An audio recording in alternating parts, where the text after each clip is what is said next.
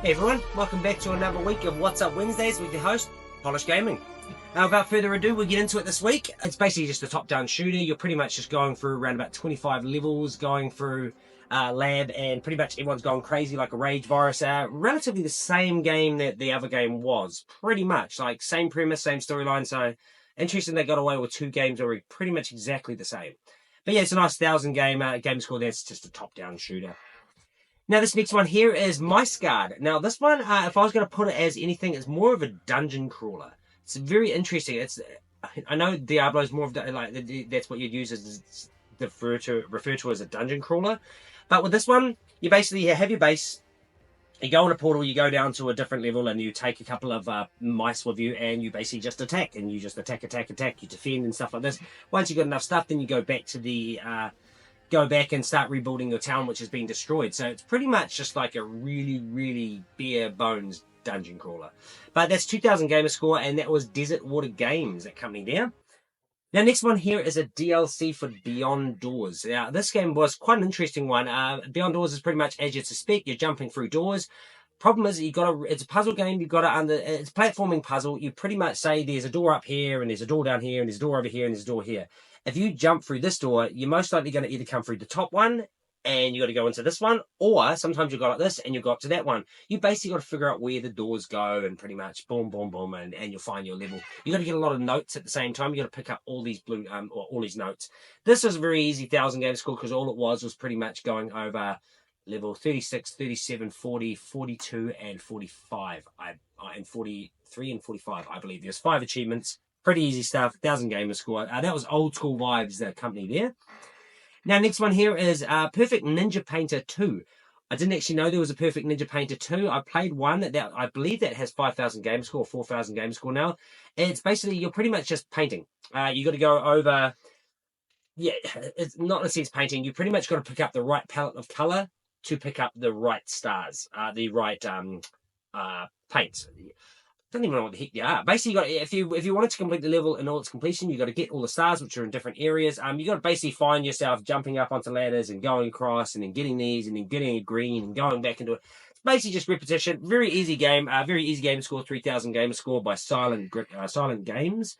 Now it's very easy. Like, I didn't need any walkthrough for this. I thought I might, but no, it's pretty easy. So yeah, it's relatively fun as well. It's quite enjoyable. So if you want an easy gamer score, high gamer score chance here, Perfect Ninja Painter 1 and 2 are right there on Xbox. I think they're on PlayStation as well, but I only play Xbox except for PS5. But now the next one here is Cats and Seek Osaka. This is another game that is all about hidden cats. Now, I don't know what this genre is all about, why all of a sudden in the last couple of years they've introduced about 20. I swear there's so many games that keep coming up. Basically, like Where's Wally? You got to find the cats. You just got to hidden pictures and stuff like this. The other ones that I was playing, the Hidden Orchestra, when you found them, they created different instruments. This one's just very bare bones. It's just basically a black and white image, and you pretty much got to find all the cats. There are ones where you have to do the level in under 4 minutes. Those ones can be a little bit difficult, but the good part about that, you push pause, and you can actually see where you can have a little look around while the timer stops. So, pretty easy. 1,000 gamer score by Silesia Games. I bet that's how you say it. Silesia Games. SILESIA game. So yeah, like I say, it's just a fighting game. Pretty fun. I do get addicted to these hidden cat ones and stuff. There is a lot on there. So if you do want a bit of fun and a little bit of Where's Wally-ish kind of stuff to go by, maybe some I Spy, depending on what year you're born, you kind of that. Yeah, give it a go. It's a cool 1,000 and quite fun. Next one here is a free game. Now, these next two games are free. They're called Grim Idol. Now, both of them are Grim Idol. One of them is an Xbox One version, and one of them is an Xbox Series X version. I played the Series X game first, as the title says here, Idol. Pretty much, it's an idle game. So what you want to do is you want to start off. You got to get to level. I think you got to get to level 10. Do one ritual, which is basically resetting it back to 0, and then you go and start again. 25 champions, which is just bigger bosses. Upgrade it. You can speed it up. You can do quite a lot of things with it. It's pretty fun, and it doesn't have an achievement for coming back 12 hours later. But if I was going to say anything, if you were going to sit there and do it all, I'd say maybe about hour and a half, about an hour to 2 hours, depending on what you're doing, and then coming back for the 12-hour achievement after you turn off your Xbox and come back into it 12 hours later and get the achievement. which I've got the 2000 gamer score on Grim Idol on the Series X. Oh, this is done by Desert Water Games as well, which actually do Micegard. So, and like I say, free game here, and it basically is, yeah, I've done the 2000 on the Series X. All I'm doing now is waiting for the 12 hours, which will be about 12 o'clock at night because I started today. So I've got 2000 in the Series X, but in the Xbox One version, I've only got 1800. So like I say, I just have to wait till tomorrow or tonight, and then I'll be able to unlock that. And it'll be the 2000 gamer score. But at the moment, I currently sit at 11,800 for the week. Now, this puts me at 1,249,920 gamer score, getting very close to that 1,250,000. Really want to pump before the end of the year and try to get that. No, wait. How much do I need? Oh, no. What am I on about? I'm thinking, oh, no, I don't. I only need 50,000, don't I? Yeah, okay. I need 50,000 to get the 1.3 million. That's what I'm pretty much going to say. I think I can get that by the end of the year. I definitely think I can get that. They'll start me off the year fresh at 1.3 million, and then I can start really hammering it out, trying to get to that number 2 spot at least. I don't see myself getting number 1. Now, next here is, we've got 2 games that I've just been playing this week. Had a little bit of jam on them. This one on the right here is... It's a bit nostalgic for me. I bought this years ago. Well, not bought. I rented it out. And I think I rented it for like 8 days or something over time, which was quite expensive, the fees that came with it. But Krusty's Funhouse, I rented this out, and I did complete it back in the day. Now, I thought I'd give it a little jam this weekend.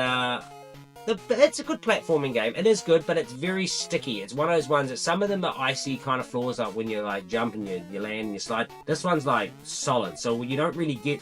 You get a bit of run and jump, but it's kind of hard to understand how to do it. It's all platformers that are like that. You kind of join one platform, you play one platformer, and the next one you play is completely different in terms of controls, movement, hitboxes, hit detection, stuff like this.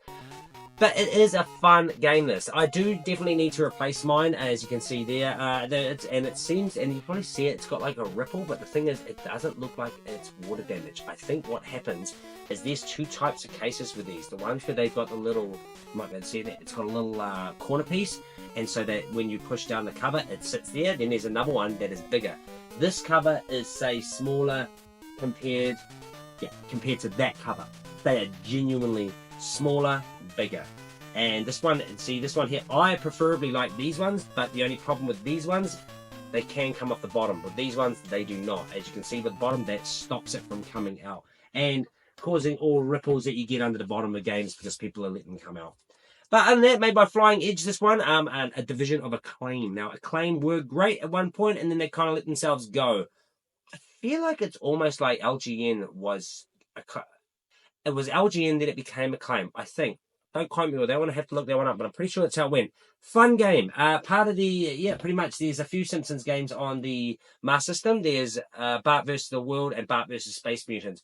Bart vs. the World is pretty fun, but Space Mutants just annoyed the absolute hell out of me back in the day. So I couldn't even get past the part where you have to get Mo. You have to talk to him and then basically go over. Marge comes out and she's an alien, and I don't even know where to go from there. It always seemed like the game was glitched and something was wrong with it because there was like things up in the sky that were just pixels, not even birds. So I think there's something wrong with that cart, and maybe that's why I had trouble. I will go back to that game eventually at one point and try to play it.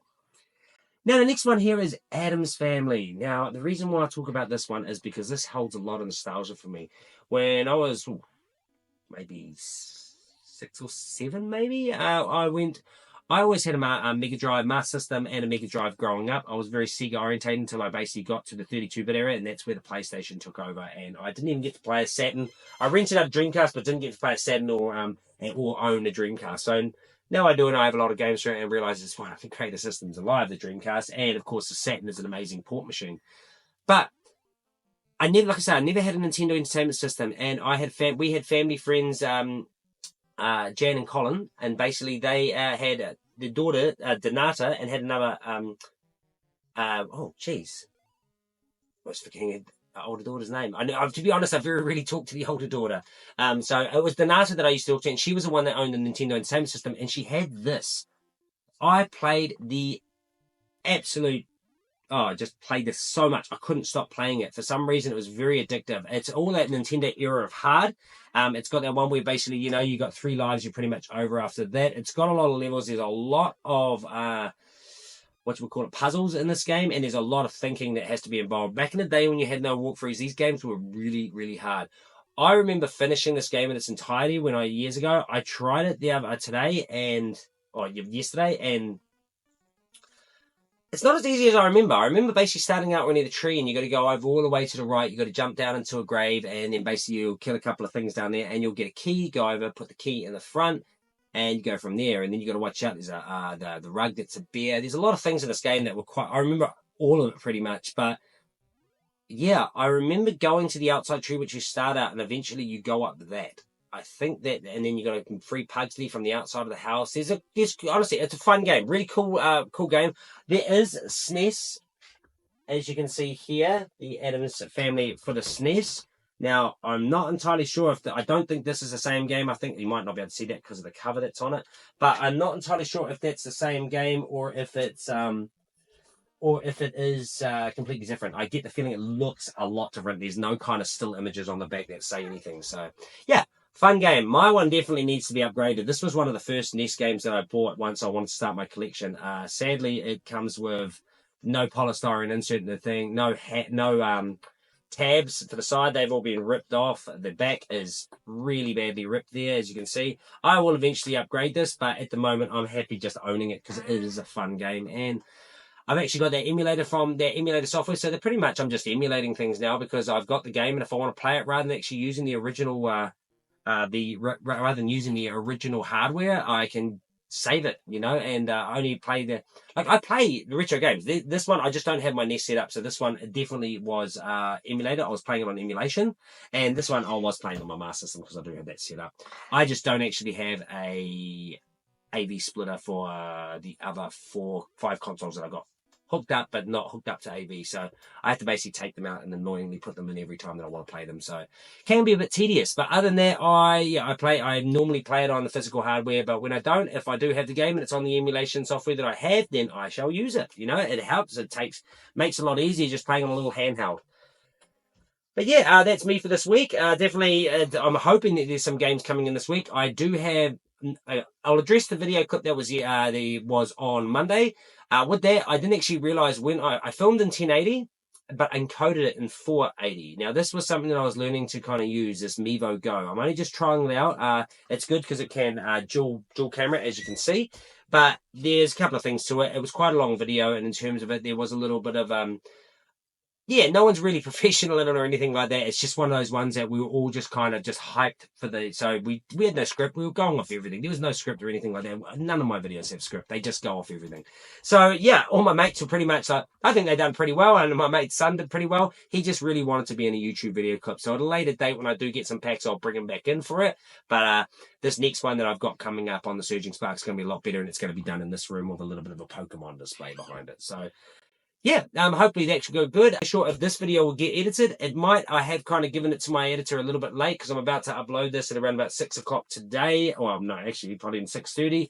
And that gives them pretty much 24 hours to have a look at it. So I don't expect this to be looked at or anything like that. I kind of just will upload it regardless on the date. But if he does it, absolute legend. I mean, he's a legend as it is. If you don't follow him on Beige Lad, he's just starting up his YouTube channel. He's really needs that motivation, not motivation in a sense, more that courage. That's what I'm looking at. More the courage to kind of put himself out there, really put him out there, because I watched this video yesterday. It's a really great video. You know, it's informative. It tells the right things. I'm not necessarily a person that, you know, doesn't have to have all the flashy video clips. If it's informative and it's understandable, then I will listen to it. That's how it works. A lot of people probably like me, but if you haven't checked it out, have a little look at it. He's got some interesting stuff on there, really talking about some tech. So yeah, that's me for this week. Hopefully we'll have some stuff in for the weekly pickups, but until then, see you guys later. Have a good day.